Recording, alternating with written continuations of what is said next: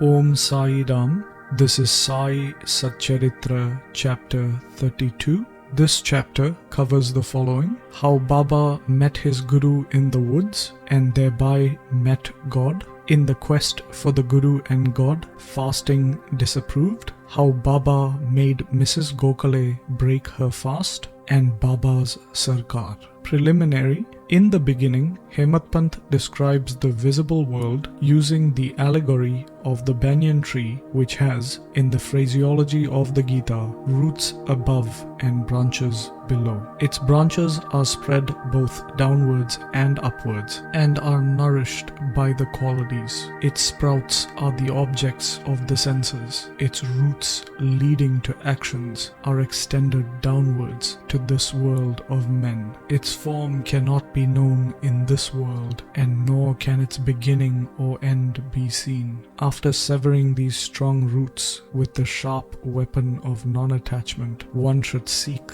the path beyond which there is no return. To traverse this path, the help of a good guide or guru is absolutely necessary. However learned a man may be, or however deep he might study the Vedas and the Vedangas, that is, sacred literature, he cannot get to his destination safely without a guide. If a guide is there to help him and show him the right path, he can avoid the pitfalls and the wild beasts on the journey, and everything will be smooth sailing. Baba's experience in this matter, a story which he himself tells, is truly wonderful. When remembered, it will give you faith, devotion, and salvation. The quest. Once, the four of us were studying religious scriptures and other books, and thus feeling enlightened, we began to discuss the nature of the Brahman. One of us said that we should raise the self by the self and not depend on others. To this, the second replied that he who controls his mind is blessed. Thus, we should be free from thoughts and ideas, and there is nothing in the world without us. The third said that the world is always changing, the formless is eternal, and thus we should discriminate between the unreal and the real. And the fourth, Baba himself, urged that bookish knowledge is worthless and added, "Let us do our prescribed duty and surrender our body, mind, and 5 pranas, that is, life forces, at the Guru's feet." The Guru is God and is all-pervading. To attain this conviction, strong and unbounded faith is necessary. While discussing this, we began to ramble through the woods in our quest for God. The 3 others wanted to make the quest with their free and unaided intellect. On the way, a Vanjari, that is, a traveling vendor who sells things such as grain, met us and asked us, "It is hot now. Where and how far are you going?" "To search the woods," we replied. He inquired, "On what quest are you bound?" We gave him an ambiguous and evasive reply. Seeing us rambling aimlessly, he was moved and said, "Since you do not know the woods well, you should not wander at random. If you want to walk through the forests and jungles, you should take a guide with you. Why do you exert yourselves unnecessarily at this hot noon hour? You may not want to tell me about your secret quest, but you can still sit down, eat bread, drink water, rest, and then resume your search. Always be patient at heart." Though he spoke with so much affection, we discarded his offer and marched on. We thought that we were self-contained men and needed nobody's help.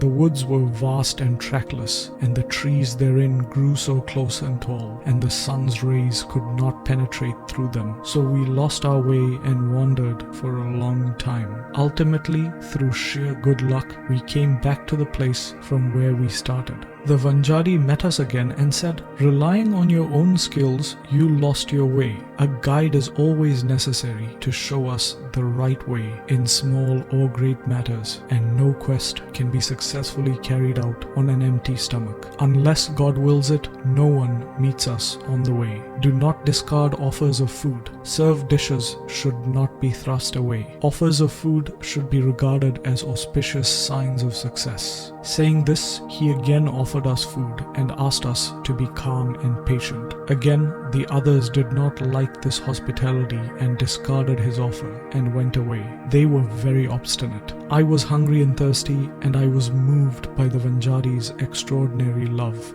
We thought ourselves very learned, but were strangers to pity and kindness. The Vanjari was an illiterate fellow, and yet he had love in his heart and invited us to share his bread. In this way, he who loves others disinterestedly is really enlightened, and I thought acceptance of his hospitality was the best way to begin gaining knowledge. So, very respectfully, I accepted the loaf of bread and drank water. Then, all of a sudden, the Guru appeared before us and asked, "What was the dispute about?" I told him everything that had happened. Then he said, "Would you like to come with me? I will show you what you want. But he alone who believes in what I say will be successful." I bowed to him reverently and accepted his dictum. Then he took me to a well, tied my feet with a rope, and hung me, head downwards and feet up, from a tree near the well. I was suspended 3 feet above the water, which I could not reach with my hands. Suspending me in this manner, he went away, no one knew where. After 4 or 5 hours, he returned, took me out quickly,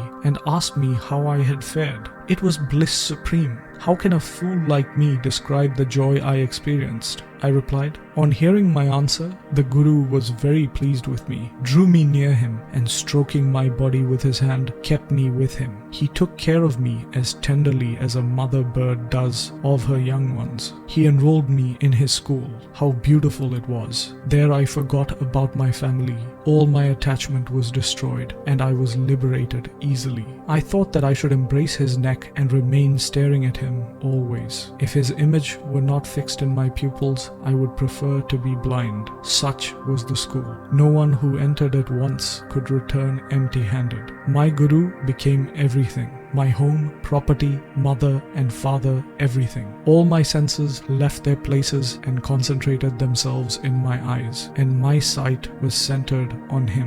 Thus, my Guru was the sole object of my meditation, and I was conscious of none else. While meditating on him, my mind and intellect were stunned, and I kept quiet and bowed to him in silence. There are other schools where you see an altogether different spectacle. The disciples go there to seek knowledge and spend their money, time and labor, but ultimately they have to repent. The Guru there boasts of his secret knowledge and his straightforwardness. He makes a show of his sacredness and holiness, but he is not tender at heart. He speaks a lot and sings his own glory, but his own words do not touch the disciples' hearts. So far as self-realization is concerned, that Guru has none. How can such schools be of any use to disciples, and how are they benefited? The master, that is the Guru, mentioned above, was of a very different nature. By his grace, realization came to me by itself. Without effort or study, I did not have to seek anything, and everything became as clear to me as broad daylight.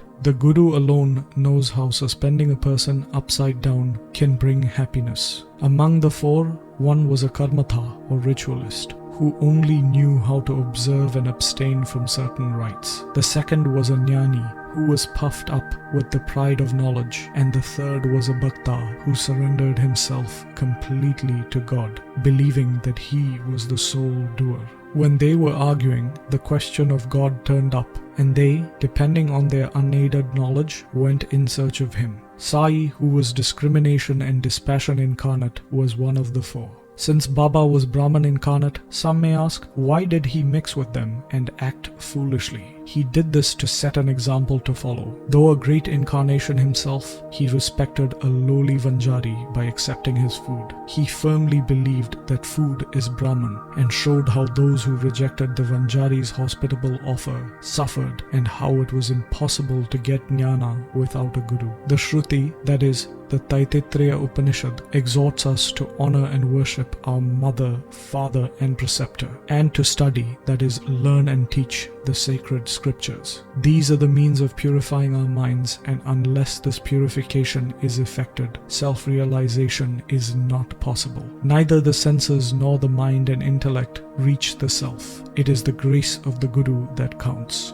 The objects of our life, such as dharma, artha and kama, are attainable with our effort, but the 4th object, that is moksha or liberation, can only be attained with the help of a Guru. In the Darbar of Sri Sai, many personalities appear and play their part. Astrologers come and give their predictions. Princes, noblemen, poor men, sannyasis, yogis, singers, and others come to receive darshan. Many others, like jugglers, the blind, the lame, dancers, and other players come and are given suitable reception. Biding his own time, the Vanjari also appeared and played the part assigned to him. Let us now turn to another story. Fasting and Mrs. Ghokhale. Baba never fasted, and nor did he allow others to do so. The mind of the faster is never at ease, so how then could he or she attain Paramartha, or the goal of life? God is not attained on an empty stomach, for the soul has to be appeased. If there is no moisture and nutrition of food in the stomach, with what eyes should we see God? With what tongue should we describe His greatness? And with what ears should we hear the same? In short, when all our organs get their proper nutrition and are sound, we can practice devotion and other sadhanas or spiritual means to attain God. Therefore, neither fasting nor overeating is good. Moderation in diet is really wholesome, both for the body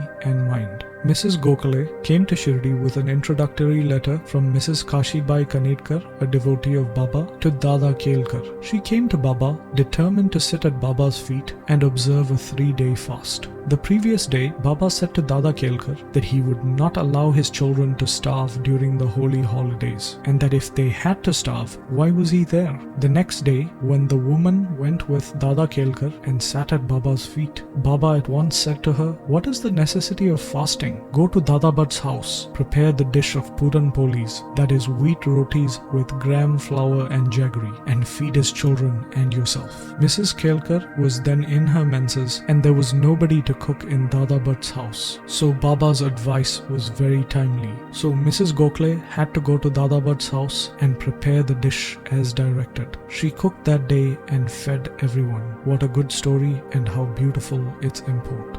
Baba's Sarkar, or true boss. Baba once told a story of his boyhood, which was as follows. When I was a youngster, I was in search of bread and went to Bidgaon, where I got work doing embroidery. I worked hard and spared no pains to do my work well. The employer was very pleased with me. 3 other boys had worked there before me. The first got 50 rupees, the second 100 rupees, and the third 150 rupees, and I was given twice the sum of their amounts, 600 rupees. After noticing my extraordinary skill, the employer loved me, praised me, and honored me with a full dress. That is, a turban for my head and a dress. I kept this dress intact and did not use it right away. I thought that what a man might give does not last long, and it is always imperfect. But what God gives lasts till the end of time. No other gift from any man can be compared to His. My Lord says, "Take,